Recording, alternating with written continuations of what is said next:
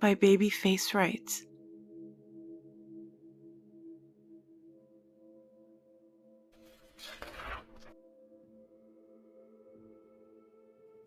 Dear John,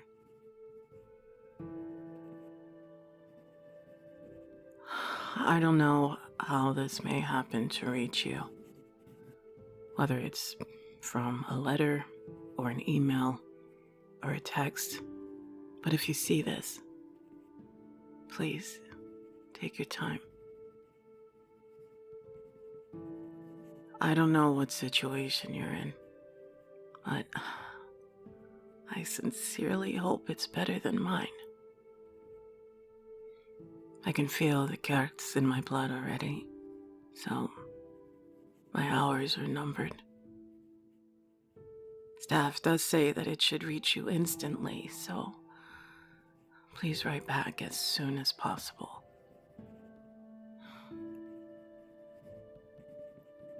Just tell me you're doing better than me, John. That's all I want. Just tell me that the worst of your problems is spilling coffee on yourself this morning. Yeah, I'd like that. As a return to that statement, I'll tell you what's going on over here. It's been a long time since the fight started and the outer was made. It's been stressful. Hungover mornings have weaved their way into drunken nights, and it's been like that since this whole thing has started. Just drown it out. Just hit fast forward on time. Gotta stay one step ahead of the gag still. And I slipped behind. It's just been so bad, John.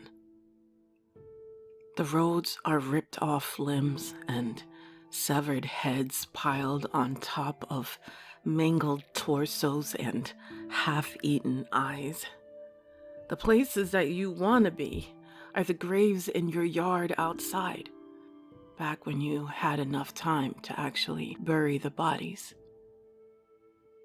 The outer and the Kirks have been killing us all, John. Physically and mentally. It becomes death, John. Everywhere you look. Everywhere you look, there's a Kirk victim. A broken neck on the news. Or monstrosities that your nightmares have nightmares about. So please, John, write back. Just tell me it's not bad for all of us. Tell me that you don't have the outer or the Kirk. Just tell me that you got a better universe. Sincerely, John.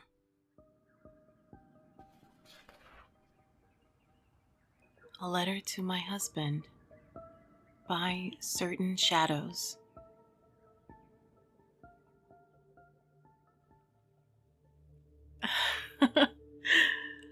I still vividly remember the night that we met.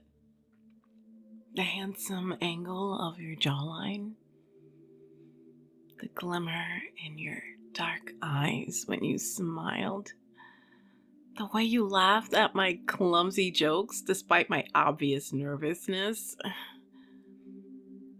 I couldn't believe that someone so breathtaking would be drawn to me.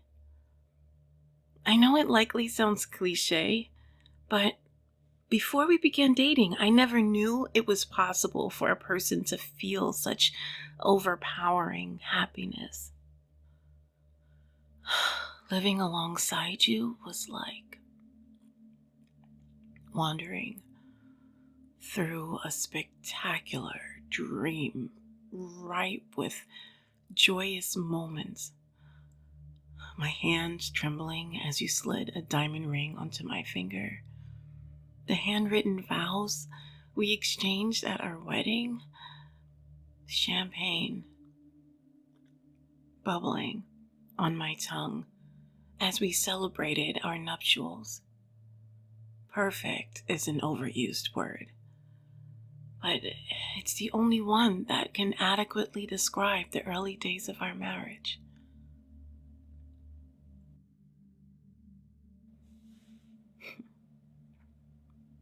Then you changed.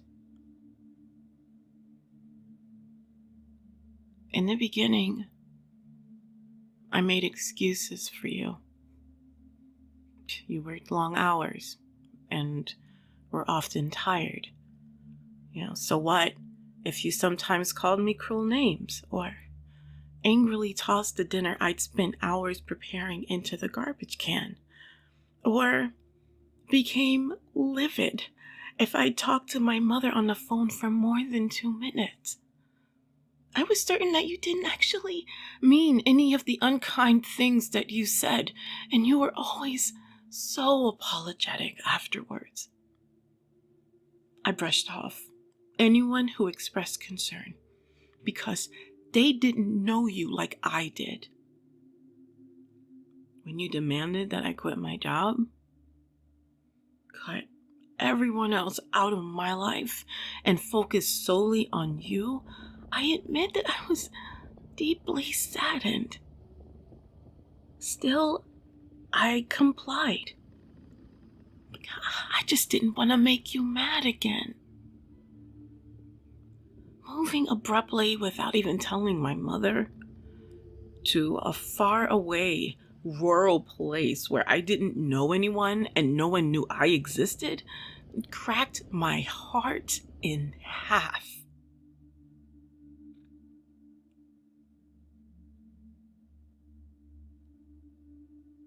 The first time your fist connected with my mouth and I tasted my own blood, you said you were sorry. And eventually, you stopped apologizing. I tried my damnedest to keep you from becoming furious, but all my frightened, tear-soaked efforts were never enough. Eggshells shattered beneath my stumbling feet.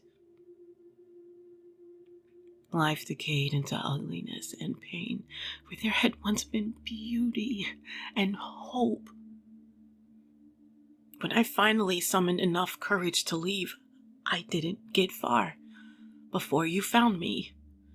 You promised that if I ever tried to flee again, you wouldn't simply kill me.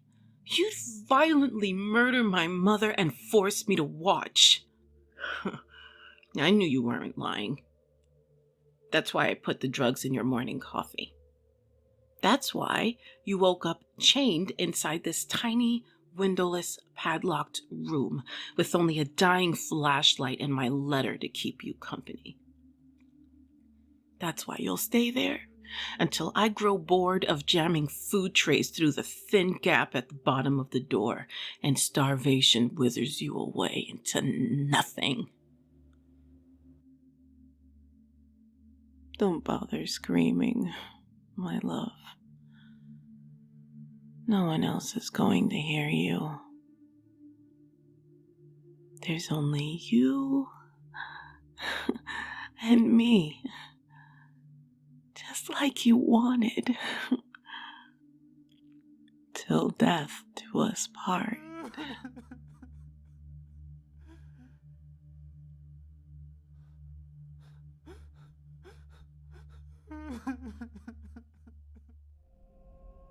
I'm Not Crazy by Ninja Gull 15. I don't know how long I have to write this, or if anyone will ever read it, but I have to try. I had agreed to go undercover and investigate what life was like for patients at St. Mary Insane Asylum.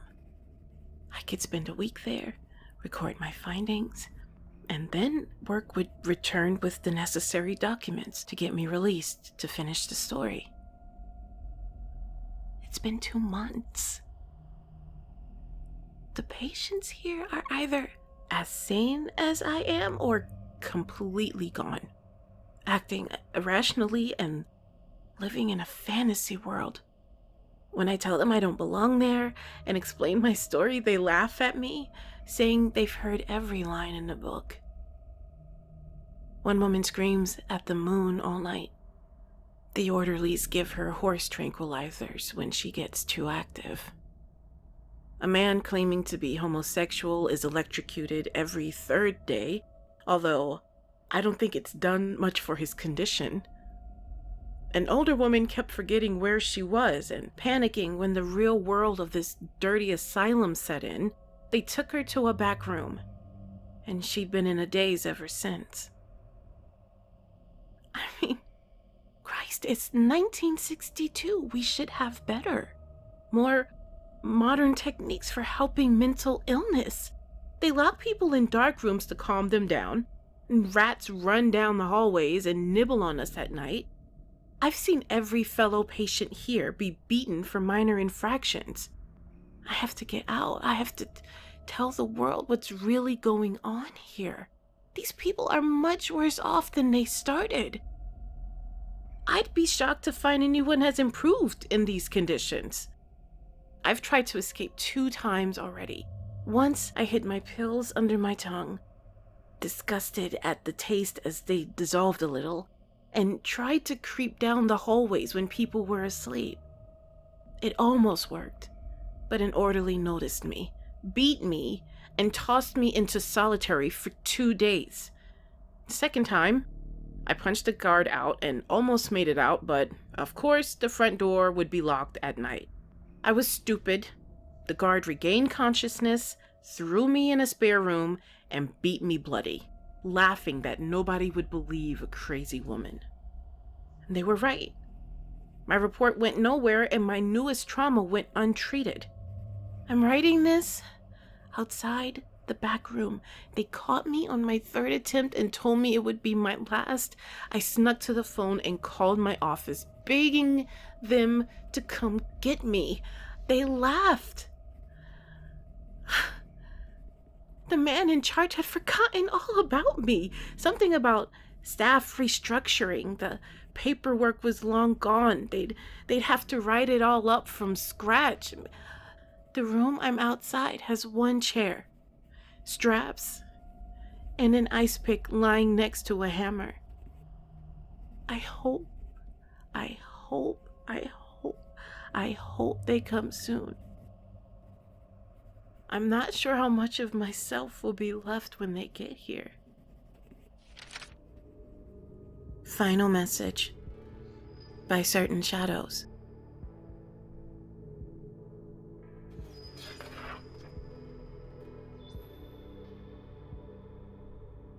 I wanted to look beautiful when I jumped.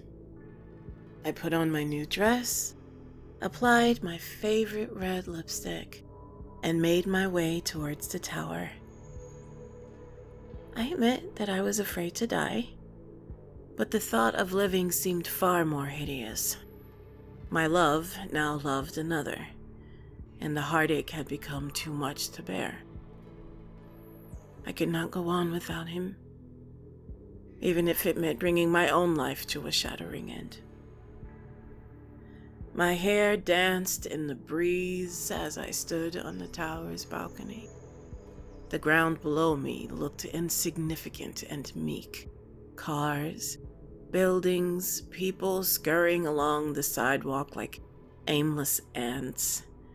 There was nothing down there that meant anything to me. Not anymore. I folded my coat and neatly placed it beside my shoes on the balcony floor.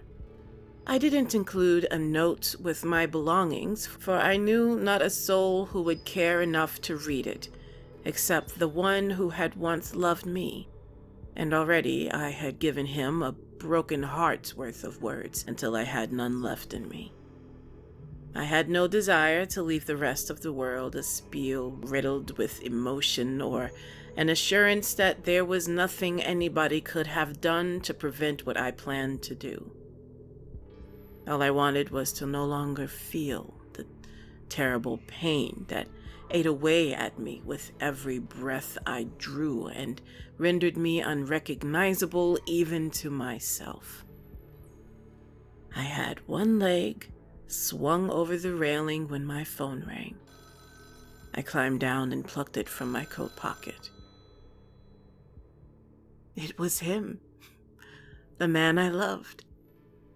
He begged for another chance and implored me not to take that irreversible leap.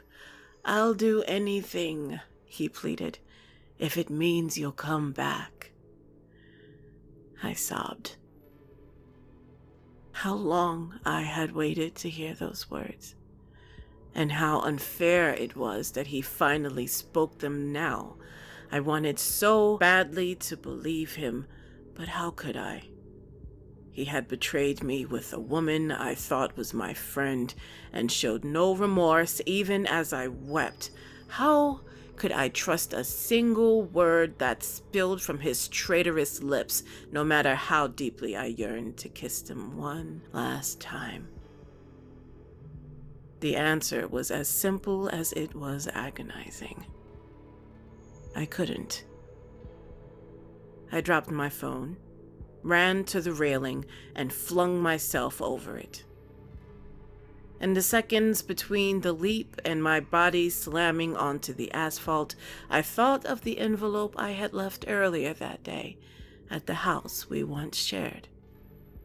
I imagined him arriving home from work to find my letter waiting for him, and the expression of dawning horror on his face as he read it and realized the totality of my actions. Just before I burst into an eruption of blood and flesh and surrendered to an exquisite sense of peace, I smiled dimly as I remembered my final written words.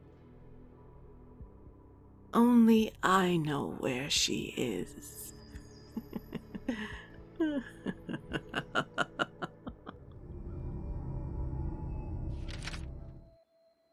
Letter from a Grateful Psychopath. Written by Simba the Savage 8. Narrated by Dodge the Grave. Dear Dad, you never liked me anyway, didn't you?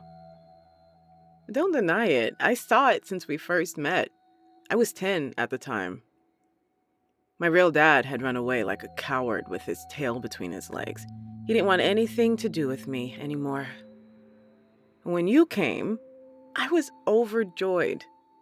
I thought I could finally have a loving family like everybody else in my life. I couldn't be more wrong. You always looked at me in disgust. Like I was something on your shoe that you wanted to throw away. You took every opportunity to humiliate and dehumanize me, from making me walk naked out in the streets to selling my most prized possessions so you can buy beer. Then, when you came home drunk, you always used me as a punching bag. Then, to make matters even worse, you turned my mother against me. We were a team, my mother and I, until you came along.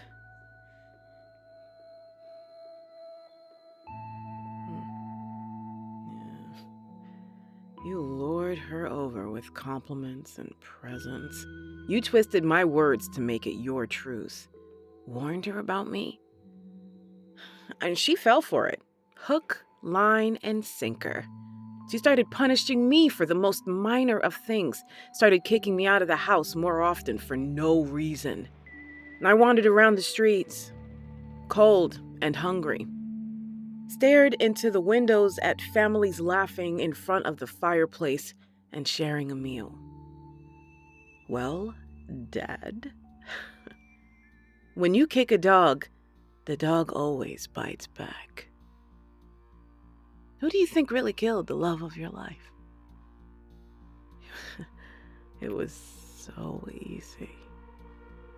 All I did was to wait until you were drunk and Mom was asleep. It was even easier to put the knife in your hand and smear her blood on your palms, to scream for help to the police. Both of us know what happened next. We both read the reports. I was there in the courtroom when they delivered the verdict. I saw your tears fall. I saw the panic on your face. I saw you beg for your life, your innocence. I did not have an ounce of sympathy for you. Evidence was stacked against you anyway. I am delighted to see you rot in jail. In fact, you inspired me to continue. With you out of the way, I am free to do what I've always hungered to do. I always do pairs, husband and wife, mom and dad. Kill one and frame the other. My personal favorite is when I stuffed her entire life savings and jewelry down his throat. She was caught eventually. Yeah. I wasn't. But this isn't about my glamorous life now. This is about you. You made me the way I am now. Every day I suffered, but I came out stronger. Thank you.